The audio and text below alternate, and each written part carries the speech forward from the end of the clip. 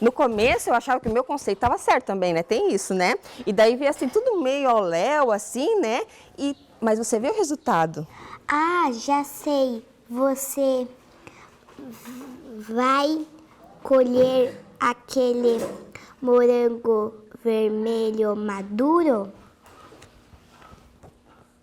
Tinha sido o vento, mas o homem achou que era uma resposta mal criada. Ai, já lhes mostro o que eu faço com quem não me obedece!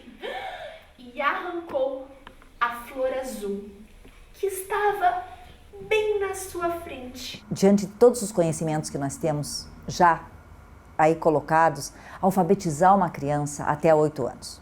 Né? É possível, é necessário e é desejável. Né? Existe sim uma diretriz do governo federal que aos 8 anos essas crianças estejam alfabetizadas. Mas isso não é uma questão política, não é uma política pública que nós temos que obedecer ou cumprir. Né? Isso é de fato uma questão epistemológica. Com 3 anos de escolaridade, essa criança terá 600 dias letivos vezes 4 ou 5 horas diárias.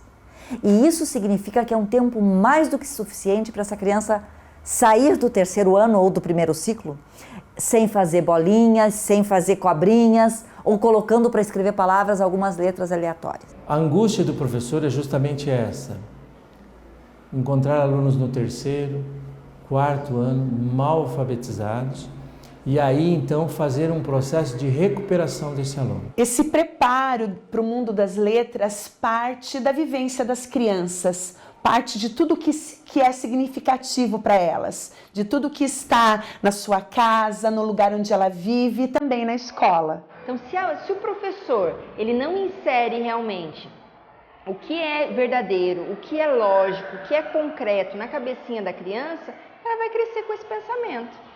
Ela não vai crescer, ela não vai ser rica. Ela não vai ter o que passar, porque ela não foi instigada. Ela só foi condicionada.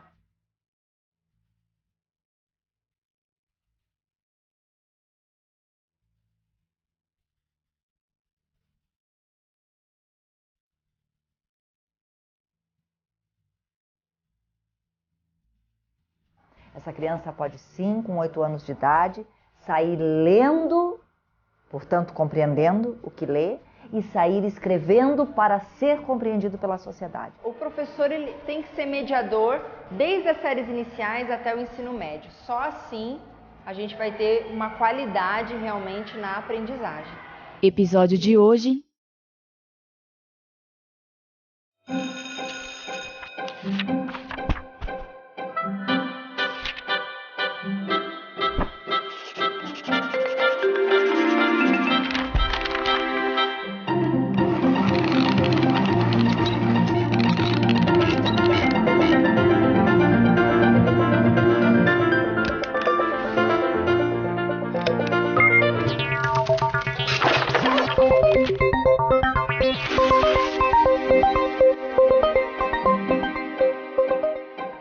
há muito tempo educamos, formamos várias gerações e incentivamos os seus sonhos. Sonhos que se tornaram realidade. Escolha você também o seu futuro. Invista na educação adventista. Aqui oferecemos educação de qualidade com ênfase no aprendizado significativo. Venha realizar os seus sonhos.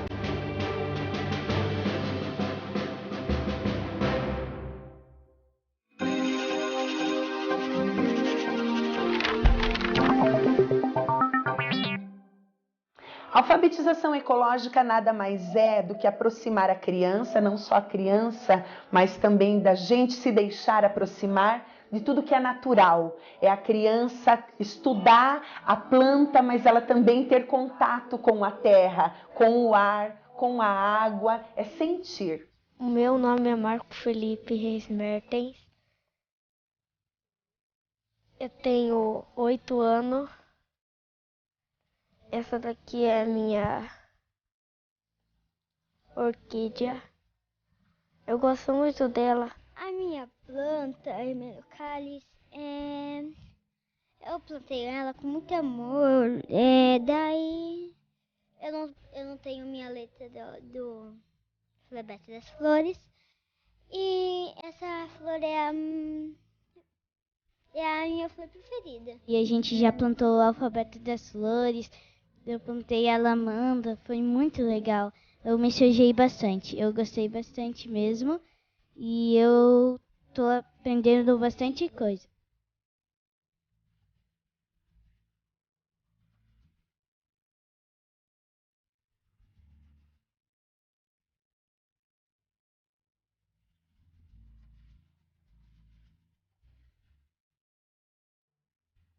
Então, a aprendizagem não mecânica ela é muito mais rica, tanto para a professora perceber o quanto o aluno pode, o potencial do aluno, tanto para os pais perceberem o quanto a criança está desenvolvendo, não só no conceito leitura e escrita, mas na questão oralidade, na questão interpretação, na questão de como ela está vivendo realmente.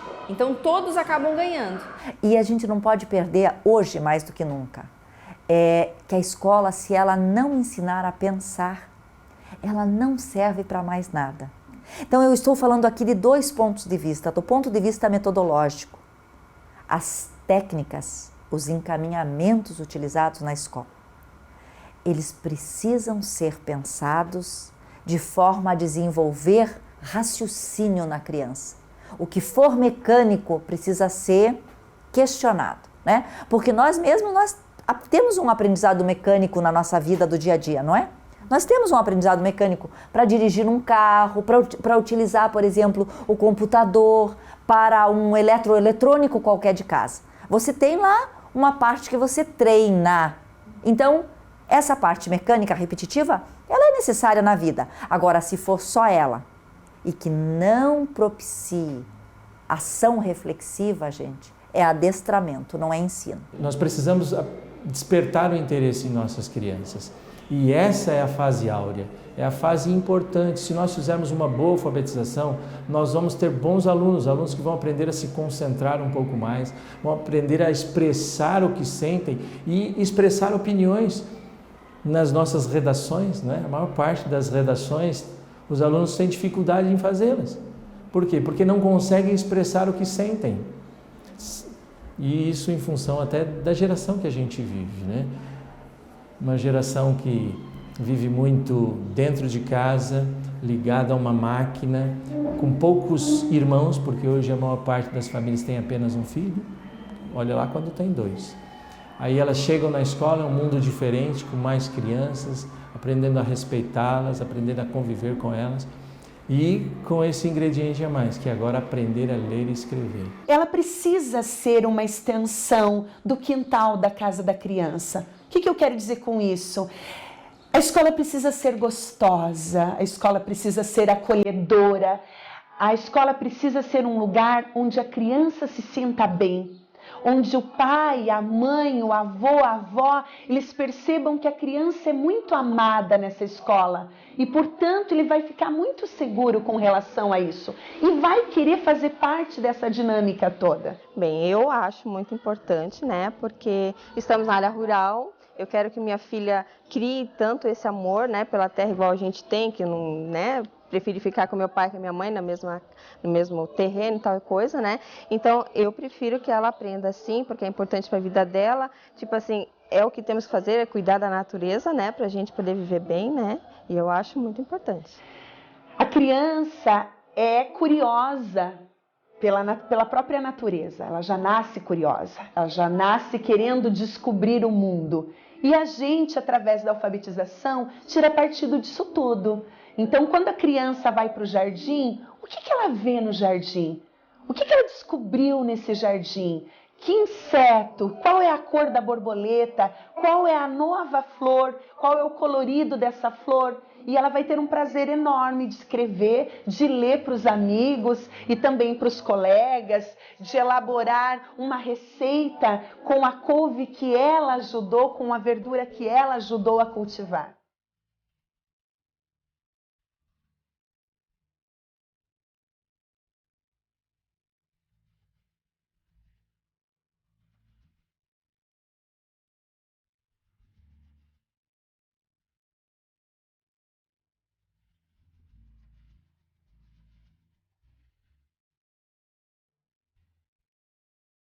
A gente comprovou que isso é possível sim. E além de possível, é prazeroso. Não só para o aluno, é prazeroso também para o professor. Porque a gente ampliou nessa escola o campo de visão e de descoberta das crianças. Ele vai muito além do quadro negro. A nossa escola hoje é uma grande sala de aula a céu aberto. E as crianças são livres para descobrir e para registrar suas descobertas.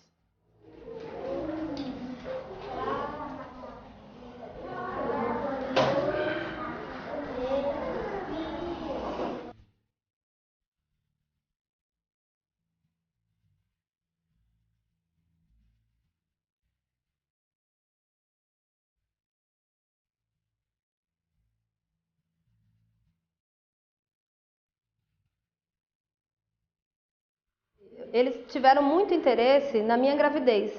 Fiquei grávida logo no início do ano e o nenenzinho começou a crescer, a barriga começou a aparecer e eles tiveram muito interesse. Então, o assunto que surgia na sala de aula sempre era em torno do neném, né? Do crescimento do neném, do desenvolvimento dele na barriga. Então, eu comecei a trazer coisas para eles. Eu trazia ultrassom, né, para eles verem tudo. E eles tinham muito interesse em conversar sobre esse assunto.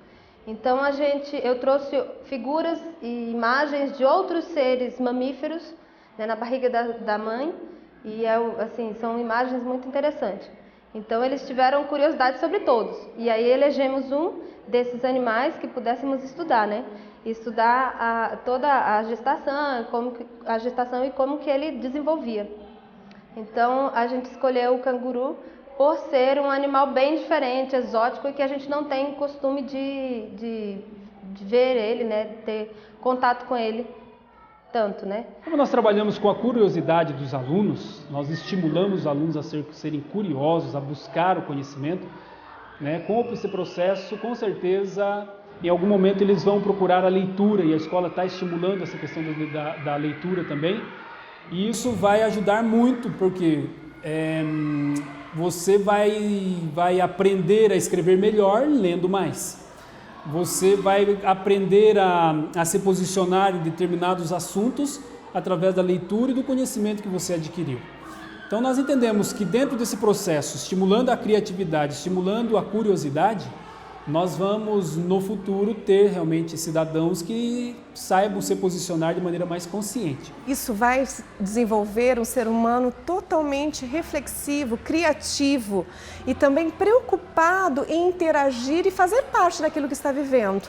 O problema é quando nós formamos alunos, seres humanos, que estão ali apenas com o corpo presente. O que nós queremos não é isso, é fazer com que ele interaja com aquilo que está sendo apresentado, elaborado e trabalhado por ele e pelos demais também. Que ele se sinta parte integrante do processo e não apenas mais um. A escola, se ela tem algum valor social, e eu acredito que ela tem, o maior valor social dela é ensinar a pensar. Se ela não faz isso, ela não cumpriu o seu papel.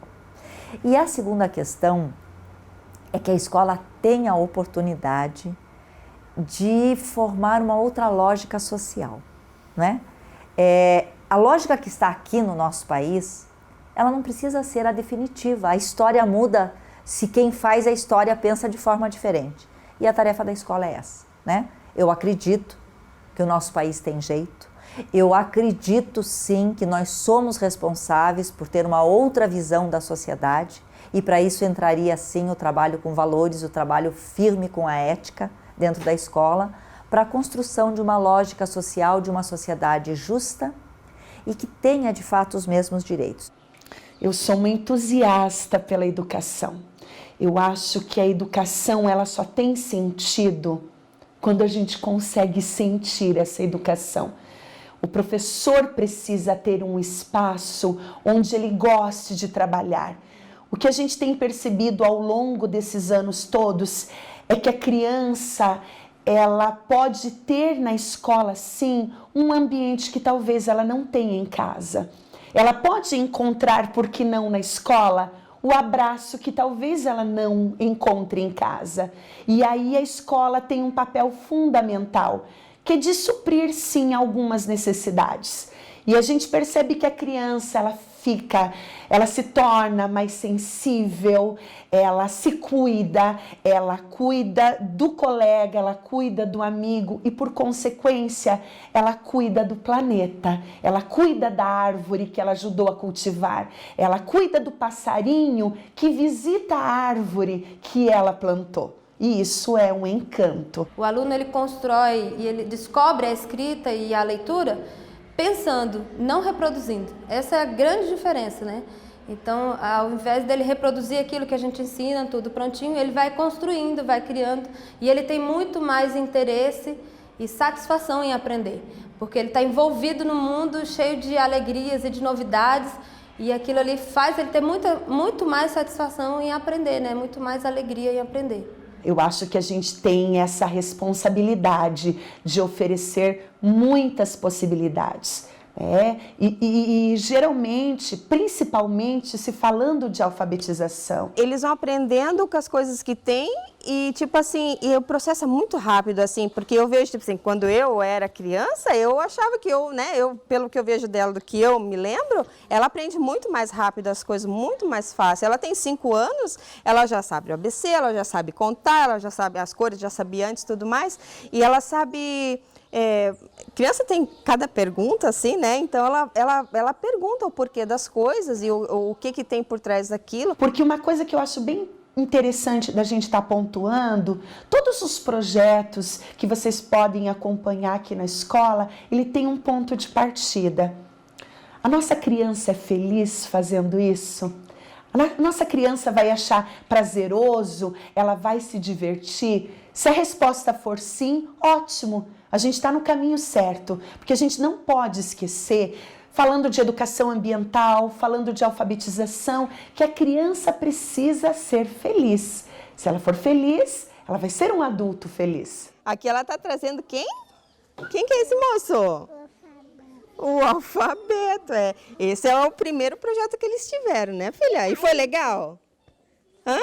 Foi, né? Fica em pé. Mostra onde está a sua letra no alfabeto. Você lembra onde está? Vamos ver se a gente acha. Eu acho que está aqui para perto, mais para perto. Ai, tá quase. Onde está? Tá lá, ó. Que letra é essa?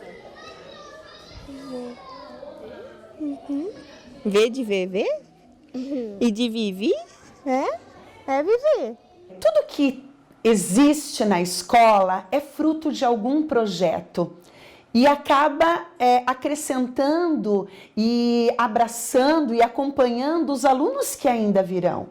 O nosso orquidário, ele não é um projeto que aconteceu em 2009, ele continua acontecendo. As crianças acabam entrando nessa grande brincadeira de cultivar assim que entram na escola, eles são convidados a fazer parte disso tudo.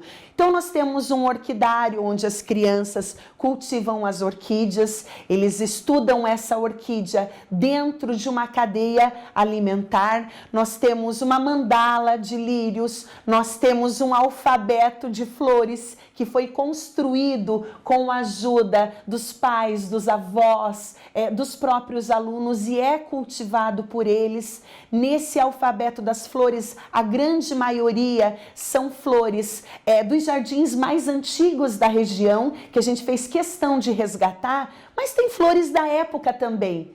Então, o aluno de alfabetização que está chegando esse ano, ele é convidado a replantar aquela flor de época que não está mais no canteiro. Então, através daquela flor, ele acaba resgatando todo o alfabeto também. Temos um condomínio dos passarinhos, onde a criança descobriu que é muito motivador observar e se encantar com o pássaro livre.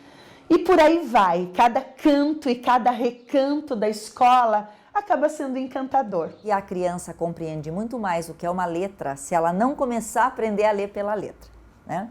Ela consegue compreender muito bem o que é a língua escrita se ela começar por um texto. Não precisa ser um texto longo, pode ser uma quadrinha, uma adivinha, a letra de uma música que ela cante.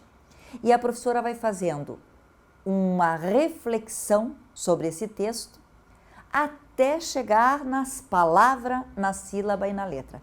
Então, o que para nós é comum, como todos nós fomos alfabetizados, né? Começando pelas vogais, encontros vocálicos, famílias silábicas, babebi, babu, tata, tito, atu. E depois formar palavra, frase e texto, isso fez com que a criança demorasse muito para entender o que é a língua escrita. E esse é o primeiro conceito que ela tem que entender, o que é a língua escrita. Sem a escrita, nós não temos a questão da leitura. Então, nós não estaremos inseridos no mundo em que nós estamos vivendo. Minha mãe pegou uma cenoura com a fruta. Minha mãe... Eu peguei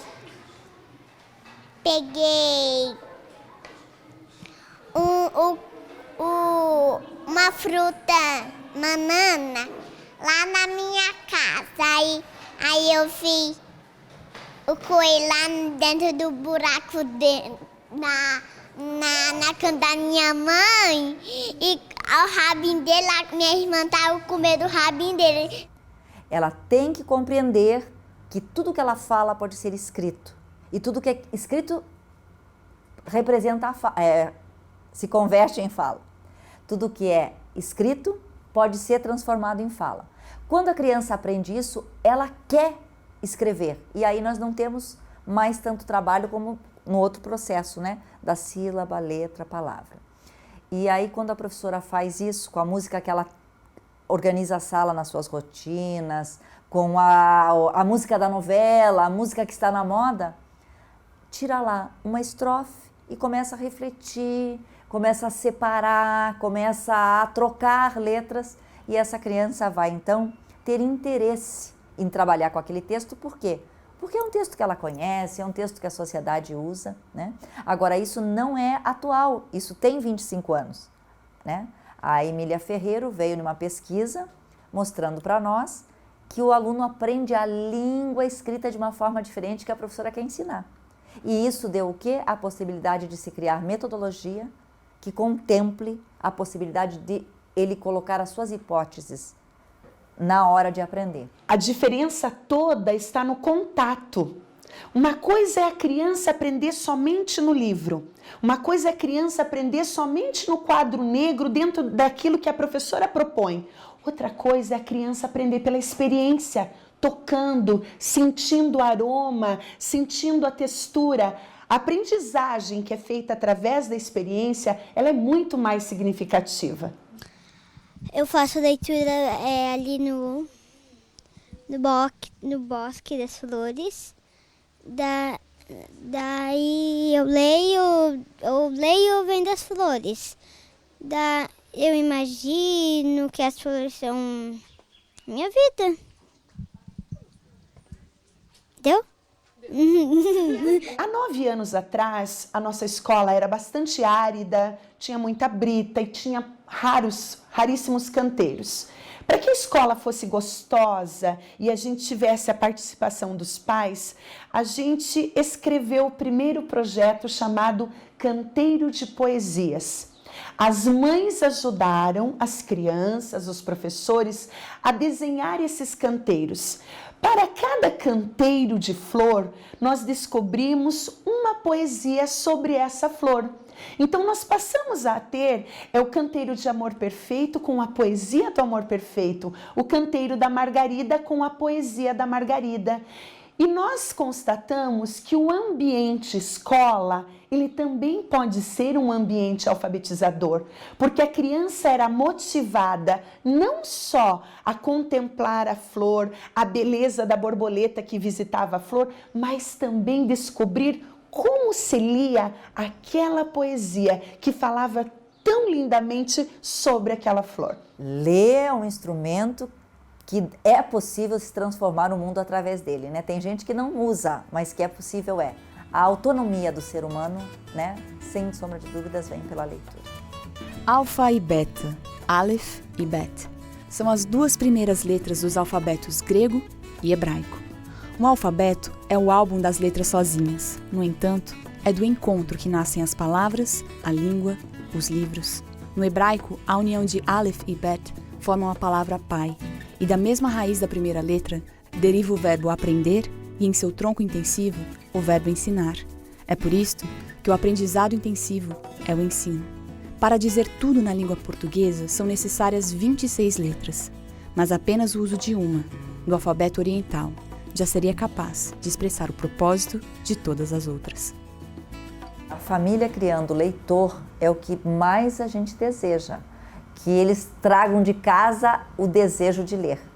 Mas nós não temos pais leitores normalmente, não é?